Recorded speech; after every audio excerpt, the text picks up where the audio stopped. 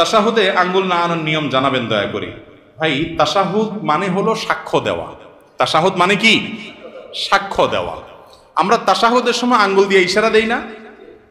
অনেকে দেন, অনেকে দেন না। না দিলে নামাজ হয়ে যাবে, কিন্তু ওই যে লবণ ছাড়া তরকারির মতো, এটা সুন্নত হলো না। সুন্নত হলো ইশারা করা। ইশারা কেন করব? কারণ এই আঙ্গুলটাকে বলা হয় শাহাদাত আঙ্গুল। শাহাদাত মানে কি? সাক্ষ্য। এই আঙ্গুলটাকে বলা হয় সাক্ষী দেওয়ার আঙ্গুল। কেন? কারণ সাধারণত আদালতে, বিচারে, কোনো কিছুতে সাক্ষী দিতে হলে আঙ্গুলটা ব্যবহার করে। অমুক এটা করেছে, অমুক এটা করেছে, এটা দেখায়া যে কোনো কিছুকে ফিক্স করা হয়। এই জন্য এটাকে সাক্ষী দেওয়ার আঙ্গুল বলা হয়। আমরা যখন কালিমায়ে শাহাদা পড়বো আত্তাহিয়াতুর মধ্যে, আশহাদু আল্লা ইলাহা ইল্লাল্লাহ ওয়া আশহাদু আন্না মুহাম্মাদুর রাসূলুল্লাহ, বা তাশাহুদ মানে কি? সাক্ষ্য দেওয়ার দোয়া বা সাক্ষ্য দেওয়ার বাক্য, কালিমা। এটা পাঠের সময় আমরা আঙ্গুল তুলে সাক্ষ্য দেব। মুখে সাক্ষ্য দিচ্ছি, আবার আঙ্গুল তুলেও কি দিচ্ছি? আমি সাক্ষ্য দিচ্ছি যে আল্লাহ ছাড়া কোনো সত্যিকারের কোনো মাবুদ নাই, মুহাম্মদ সাল্লাল্লাহু আলাইহি ওয়াসাল্লাম আল্লাহর গোলাম এবং রাসূল। এই কথার কি দিচ্ছি? সাক্ষ্য দিচ্ছি। মুখে সাক্ষ্য দিচ্ছি, আবার আঙ্গুল তুলেও কি দিচ্ছি? সাক্ষ্য দিচ্ছি। এজন্য তাশাহুদের সময় আঙ্গুল তোলাটা কি? সুন্নাত। তাশাহুদ পাঠের সময় আঙ্গুল তোলা কি রে ভাই? সুন্নাত। এই আঙ্গুল কিভাবে তুলবেন? এটার পদ্ধতি হলো, এই যে দুইটা আঙ্গুল, এই কোনই আঙ্গুল এবং তার পাশেরটা, এই দুইটাকে ভেঙে ফেলবেন। এভাবে ভেঙে ফেলবেন। এরপর তিনটা থাকবে, তো আর এই দুইটা দিয়ে আংটি বানাবেন। এভাবে মাথা জোড়া দিবেন এবং এটা ইশারার সময় এরকম উঠাবেন। বুঝতে পেরেছেন? আবার আপনার তাশাহুদ পড়া শেষ বা বৈঠক শেষ, তখন আপনি কি করলেন? আবার এটাকে স্বাভাবিক করে ফেললেন। কথা বুঝতে পারছেন তো?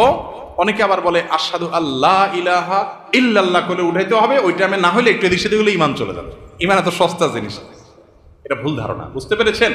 যে না, এই টাইমে না হলে, টাইমিং উল্টাপাল্টা হলে আবার ঝামেলা আছে, বাবা দরকার নেই, থাক, এটা তো সুন্নত কাজ নাই করলাম, এরকম অনেকেই করেন। এটা ভুল ধারণা।